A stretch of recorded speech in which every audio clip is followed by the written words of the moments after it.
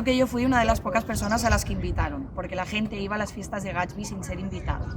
Se subían en coches que los llevaban a Long Island, aparecían en la puerta de su mansión y a partir de ese momento se comportaban como si estuvieran en un parque de atracciones. A mí sí me invitaron. Un chofer vino a mi casa un sábado por la mañana con una nota de Gatsby para que fuera a su pequeña fiesta y firmaba J. Gatsby con majestuosa caligrafía.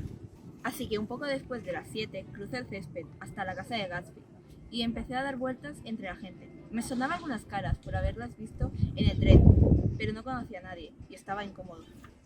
Quería presentarme a Gatsby y pregunté a la gente por él, pero todos me miraban asombrados y me decían que no lo habían visto.